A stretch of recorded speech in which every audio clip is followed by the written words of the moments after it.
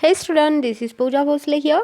So in today's lecture we are going to see the next point in this chapter, that is structural changes in developed countries. Okay, the developed countries मधला structural change कसा आहे about occupations. Okay, see, structural changes take place. Once again, structural changes take place in economics as the process of economic development proceeds further and gather momentum.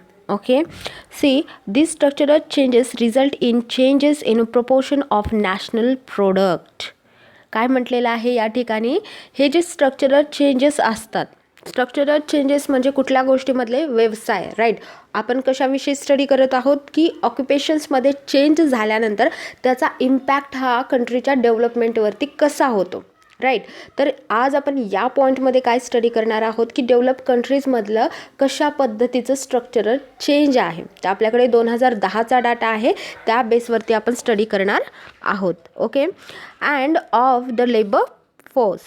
These structural changes result in a change in proportion of national product and of the labor force. Of course, जेव्हा structural change होत असतो, structural change होणं म्हणजे काय आहे, आपण मागच्या लेक्चरमध्ये स्टडी केलेलं आहे की आपल्याकडे जे स्ट्रक्चर आहे ते कशा पद्धतीचं आहे, primary sector, secondary sector and tertiary sector, right. तर एका सेक्टरमधनं दुसऱ्या सेक्टरमध्ये जेव्हा स्ट्रक्चर चेंज होत असतं, आपलं जेव्हा ट्रान्सफॉर्मेशन होत असतं, एका सेक्टरमधनं दुसऱ्या सेक्टरमध्ये लेबर आपले त्या ठिकाणी काय होत आहेत, जात आहेत, ट्रान्सफॉर्म होत आहेत. त्याच पद्धतीने याचा परिणाम हा कुठल्या गोष्टींवरती होतो, तर फर्स्टली नॅशनल प्रोडक्टवरती त्यांचा परिणाम होत असतो. त्याचबरोबर लेबर फोर्सवरती देखील याचा खूप मोठ्या प्रमाणात प्रभाव पडतो.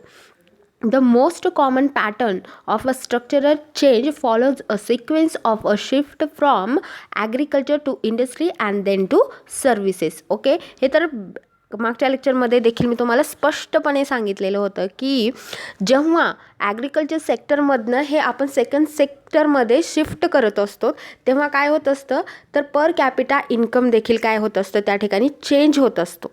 येते लक्षात. ॲग्रिकल्चरवरती जे जास्तीत जास्त डिपेंड असतात अशा कंट्रीजमध्ये पर कॅपिटा इन्कम हे कमी असतं. हे आपण विथ प्रूफ काल पाहिलेलं होतं. येते लक्षात. म्हणजे की ज्या ठिकाणी ॲग्रिकल्चर हा मेन रिसोर्स किंवा मेन व्यवसाय असतो आपला, त्या ठिकाणी पर कॅपिटा इन्कम म्हणजे नॅशनल प्रोडक्ट हे कमीच असतं. ज्या ठिकाणी तुम्ही पाहता की सर्व्हिस सेक्टरवरती डिपेंड असणारं जास्तीत जास्त वर्किंग पॉप्युलेशन आहे, तर त्या ठिकाणी पर कॅपिटा इन्कम देखील कसं आहे, मोठं आणि जास्त प्रमाणात तुम्हाला पाहायला मिळेल. These structural changes are observed both in a relative shares of a national product and in a labor force. Okay, see, the basic argument support of a structural changes in national product is that as income level increases, the proportion of income spent on food shows a decline and that on non-food items shows relatively higher increase. हे प्रत्येक देशामध्ये याच पद्धतीने work करतं. जेव्हा तुमच्याकडे जे income आहे ते वाढतं, तेव्हा तुम्ही फूडवरती जास्तीत जास्त खर्च करण्यापेक्षा इतर लक्झरियस गोष्टीवरती खर्च करणं वाढवतात. म्हणजे काय, नॉन फूड आयटमवरती आपला जास्तीत जास्त खर्च हा होऊ लागतो आणि त्याच कंपॅरिझनने फूडवरतीचा जो खर्च आहे तो काय होतो, डिक्लाइन होतो, राईट. हे कोणाचं मत आहे, mister Colin Clark and AGB Fisher यांनी हे मत मांडलेलं आहे. यासाठी त्यांनी काय केलेलं आहे, तर या ठिकाणी आर्ग्यू केलेली आहे की याच पद्धतीने हे वर्क करत असतं. At still higher level of income there is a high proportion of income spent on services. Okay, जर मागच्या मॅन्युफॅक्चरिंग सेक्टरवरती तुम्ही जर कॉन्सन्ट्रेट केला तर तुमच्या लक्षात येईल की जास्तीत जास्त हे आपण कशावरती खर्च करत असतो किंवा कुठलाही व्यक्ती इन्व्हेस्टमेंट कुठे करतो, तर सर्व्हिस सेक्टरमध्ये करत असतो. ओके, त्यानंतर आपल्याकडे आणखी एक इकॉनॉमिस्ट आहे, तर बोमोल यांनी काय सांगितलेले आहे बघा. He argued that employment or a shift in a labor force is not the consequence of a change in final demand but is the result of a differential productivity growth. Okay, तर याचा main reason काय आहे, तर differential productivity growth हा याचा main motto असतो. C, हा जर डाटा तुम्ही व्यवस्थित स्टडी केला तर तुम्हाला बऱ्याच गोष्टी या ठिकाणी लक्षात येणार आहेत. बघा, सर्वप्रथम लक्षात घ्या की shift in demand pattern is the result of a differences in elasticity of demand. Okay, तर इलास्टिसिटी ऑफ डिमांड हे तुम्हाला लक्षात येत असेल. पहा की ॲग्रिकल्चर सेक्टर जे आहे त्या ठिकाणी कशा पद्धतीचं इलास्टिसिटी असतं, तर लो इन्कम इलास्टिसिटी असतं. का लो इन्कम इलास्टिसिटी तिकडे पाहायला मिळतं, कारण इन्कमचा कुठलाही प्रभाव या ठिकाणी पडत नाही. बट याच गोष्टींना तुम्ही जर सर्व्हिस सेक्टरकडे पाहिले किंवा मॅन्युफॅक्चरिंग सेक्टरकडे पाहिलं तर तिथं जे इलास्टिसिटी आहे ते इलास्टिसिटी हे कसं पाहायला मिळेल तुम्हाला, तर जास्त पाहायला मिळेल. येते लक्षात, हाय इन्कम इलास्टिसिटी ऑफ डिमांड तुम्हाला पाहायला मिळेल मॅन्युफॅक्चर्समध्ये. कारण तुमच्या इन्कममध्ये चेंज झाला तर या सेक्टरमध्ये देखील चेंज होत असतो. बट ॲग्रिकल्चरवरती याचा काही इफेक्ट होत नाही. Okay, so let's see the table. So table reveals a great similarity in a pattern of output and employment shares among the 7 selected countries. Okay, तर या 7 कंट्रीजचा आपण या ठिकाणी स्टडी करणार आहोत. बघा, या ठिकाणी 2 मोठे कॉलम्स कुठले आहेत, share in output and shares in employment. तर युनायटेड किंगडममध्ये बघा किती पर्सेंटचा शेअर आहे ॲग्रिकल्चरचा, तो 1%. फक्त 1% लोक हे काय आहेत किंवा 1% इतकाच आउटपुटमध्ये कोणाचा आहे, ॲग्रिकल्चर सेक्टरचा आहे. जे काही त्यांच्या देशाचं पूर्ण आउटपुट आहे, GDP आहे, त्यामध्ये ॲग्रिकल्चर सेक्टरचा फक्त 1% आहे. त्यानंतर इंडस्ट्रीचा 20% तुम्हाला पाहायला मिळेल. त्यानंतर सर्व्हिस सेक्टरमध्ये मात्र 78% इन्व्हेस्टमेंट आहे. येते लक्षात, म्हणजे काय, तर जास्तीत जास्त लोक इन्व्हेस्टमेंट कुठे करतात, सर्व्हिस सेक्टरमध्ये करतात. आणि त्यामुळे जास्तीत जास्त आउटपुट हे कुठून मिळालेलं आहे, सर्व्हिस सेक्टरमधनं मिळालेलं आहे. ॲग्रिकल्चर हे या ठिकाणी खूप लो लेवलवरती आहे. यांचं जे शेअर आहे ते आउटपुटमध्ये फारच कमी आहे. इकडे पहा, shares in employment. Shares in एम्प्लॉयमेंटमध्ये पाहिलात तर ॲग्रिकल्चर सेक्टरचा किती आहे, 1.2% आहे.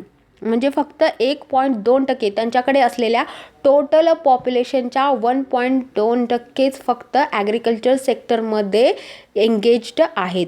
त्यानंतर 19.1% लोक हे इंडस्ट्री सेक्टरमध्ये एंगेज्ड आहेत.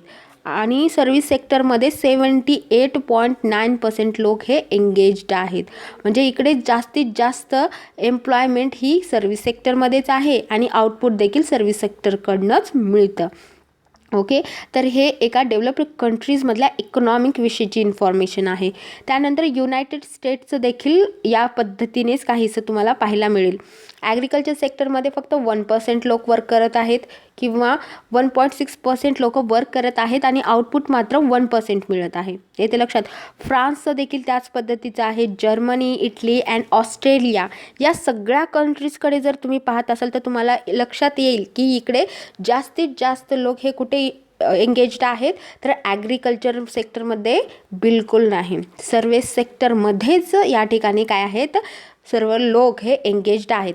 त्या पद्धतीने तुम्ही एशियन कंट्रीज म्हणजे आपल्या इकडे असलेल्या ज्या कंट्रीज आहेत त्या जर पाहिल्या, इंडियाचं जर उदाहरण घेतलं तर इंडियामध्ये जास्तीत जास्त लोक हे कुठे एंगेज्ड आहेत, ॲग्रिकल्चर सेक्टरमध्येच एंगेज्ड आहेत. बट आउटपुट जे मिळतं आहे ॲग्रिकल्चर सेक्टरमधनं ते फारच कमी आहे. सर्व्हिस सेक्टरमधनं आपल्याकडे आउटपुट खूप जास्त मिळतं, बट त्या ठिकाणी वर्क करणारे जे पॉप्युलेशन आहे आपल्या देशाचं ते खूपच जास्त कमी तुम्हाला पाहायला मिळेल. Okay, C. त्यानंतर थर्ड पहा, फ्रान्सकडे पाहिल्यानंतर तुम्हाला लक्षात येईल की आउटपुटमधलं त्यांचं जे शेअर आहे ॲग्रिकल्चर सेक्टरमध्ये किती आहे पहा. ॲग्रिकल्चर सेक्टरकडनं त्यांना आउटपुट मिळतं आहे फक्त 2%, 2%. इंडस्ट्रीकडनं मिळतं आहे 19% आणि सर्व्हिस सेक्टरकडनं मिळते 79%. येते लक्षात. म्हणजे या देशामध्ये फ्रान्समध्ये सुद्धा जास्तीत जास्त हे आउटपुट सर्व्हिस सेक्टरमधूनच मिळत आहे. जर एम्प्लॉयमेंटकडे पाहिलं तर तुमच्या लक्षात येईल की 2.9% लोक हे काय आहेत, ॲग्रिकल्चर सेक्टरमध्ये एंगेज्ड आहेत.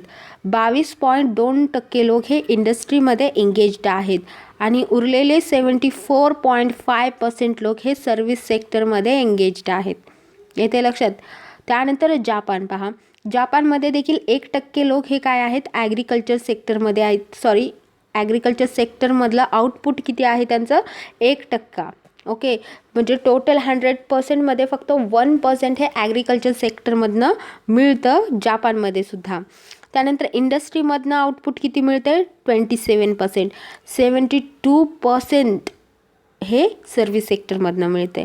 जर हेच तुम्ही शेअर इन एम्प्लॉयमेंट पाहिलात तर जापानमधले 3.7% लोक हे ॲग्रिकल्चर सेक्टरमध्ये आहेत, 25.3% लोक हे इंडस्ट्रीयल सेक्टरमध्ये आहेत अँड उरलेले 69.1% लोक हे सर्व्हिस सेक्टरमध्ये आहेत.